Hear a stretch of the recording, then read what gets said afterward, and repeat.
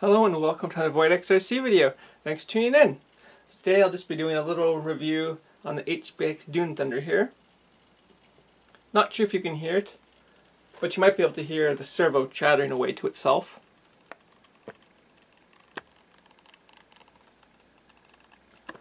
Let's just take the body off and see if that becomes any more apparent.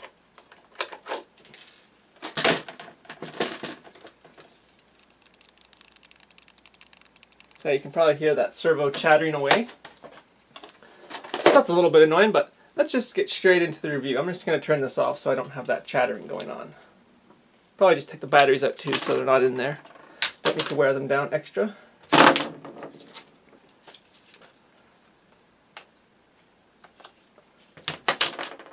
Get this out of the way. Alright, so the HBX Dune Thunder. Let's get into the review. So it's a fairly budget-oriented RC, as you can tell by the price. Not that expensive. It's pretty cheap. So you can't expect too much out of a budget RC, right? Well, let's get into it. The very first thing I noticed that I didn't really like, other than something basic like the tires not being very grippy, was when I took one of the wheels off. So let's just go ahead and do that now. One of the very first things you'll notice is the wheels are not held on by a nut like it would normally be on a lot of RCs. It's held on by a screw. You do have a 12mm hex, but it doesn't attach normally like a normal 12mm hex would. As you can see, you've got a little plastic nub coming out with 4 little tabs on it. That's all that holds the hex nut on. So I feel those could strip pretty easily, especially if you were to hit something at speed. I think those could strip pretty easily. So that was one of the first sort of downsides to this. Not the greatest. Would have been much better if they had used a traditional attachment system with the cross pin, the metal cross pin to hold it all good. So that was the first thing I noticed that I didn't really like. That said, this isn't massively powerful RC, so it's not like it's handling huge amounts of power. So it's probably going to hold up pretty good for especially a beginner. And that's what I really think this vehicle is good for, is someone who's wanting to get into RC and find out if they like it. Alright, let's just get this wheel back on for now. So it really would have been nice if they had done a proper wheel attachment instead of this system they use, but that's what they used. So as you can see, it does have decently good ground clearance for its size. The suspension is pretty nice. That is a plus for it, definitely. The chassis also is pretty stiff. It doesn't have a ton of flex. There's a little bit, but not a ton. So that's another good positive. Like I said in the beginning, the tires aren't very good. They are very hard. They are definitely meant for durability and not for grip.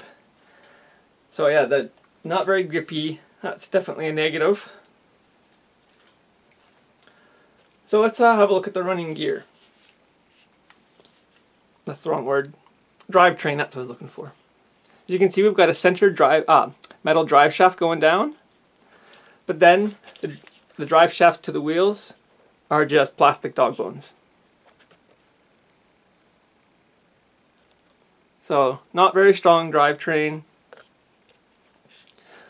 but it also doesn't have to deal with a ton of power, so I can see why they went with the basically all plastic drivetrain. Not that big of a deal though. Let's have a look at the electronics now. Now the electronics are not something that I like. They use these really cheap 5-wire servos which don't have any electronics, just a motor inside it. All the brains for the servo is actually in the speed controller. This is also the receiver too. I don't like these things. I think they suck. They're fine for totally beginner RC stuff, I guess. But yeah, I think, in my opinion, these are garbage systems. So that's not very good. However, I have had 0 problems with it. So in that sense, it's been fine. It's not broken. I've not had any radio link issues. Everything's been fine that way. So can't give it too much crap. The motor is just a standard brushed 380 motor. As you can see, it's got a little heatsink on top. Can't see much of it because it's all encased in this plastic case here. It moves it around quite a bit. Well, how about we go find out top speed now? I'm going to take this outside, put on a little GPS unit, and we'll see what its top speed is. Not expecting too much, but let's go find out. Alright, I got the GPS unit in. Let's just see what this thing's top speed is.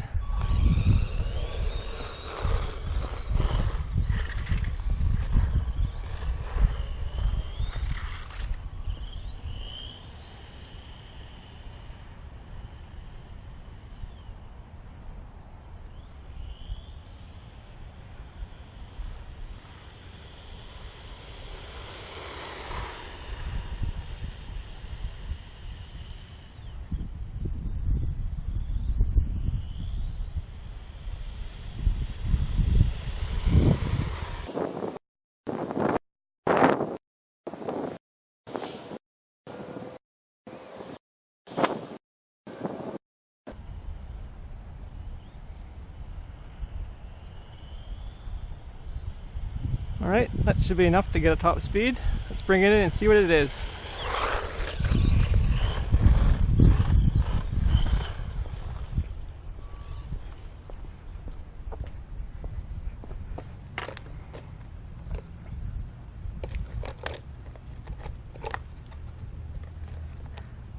"37 kilometers an hour. I'll put it down and put it on the screen in miles per hour so you guys can see. It's not too bad though. 37 kilometers per hour.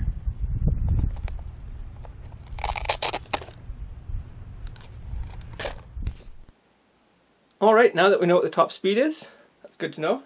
Let's have a look at the radio. So the radio, super basic. Let's have a look at it just takes two AA batteries, which that's definitely a nice thing. It's got the grip is a little thick. I also don't have very big hands, so I do find that a lot of radios have grips that are just slightly big for me, but that's fine. You only have a couple of controls. You got your steering trim, in case you're going off to one side or not, your throttle trim, which you probably won't need to adjust, steering reverse, which you won't need to adjust, and then on off, and obviously your steering and your throttle.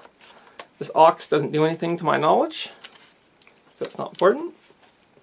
So it's a very basic remote, radio, whatever you want to call it. I prefer radio. Some people say remote, doesn't matter.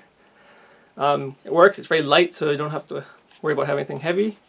And it does its job. I've had no problem. It doesn't have a breakable antenna, so you shouldn't break that off or anything because that's solid. So the radio itself is definitely serviceable, although it's nothing great.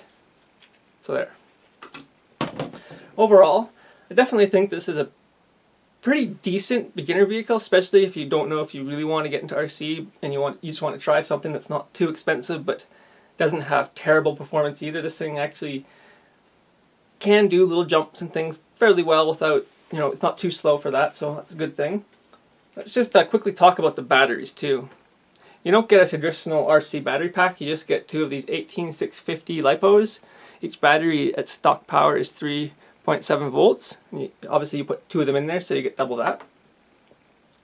It does come with a little charger for that, and if you're in North America you definitely need an adapter. I don't know where the one is that I have, but I've got a whole bunch of them somewhere. So you can charge your batteries. It's got decent runtime for them. Depends on how you're running it, obviously, but anywhere from 8 to 18 minutes, really depending on how much you're on the throttle. If you're not on it that much, you can definitely get a longer runtime. So I do like it for its role. If you're someone who's experienced with RC, obviously you just want to skip something like this, you don't want to buy it. But if you're someone who's new, or if you're looking to get an RC for someone who's new, this is one that I can suggest, definitely. It would definitely help someone decide if they wanted to do RC or not. And it's definitely a fun vehicle to drive. So I hope you guys enjoyed my little review of the HBX Dune Thunder. Thanks for watching, and I'll see you guys next time.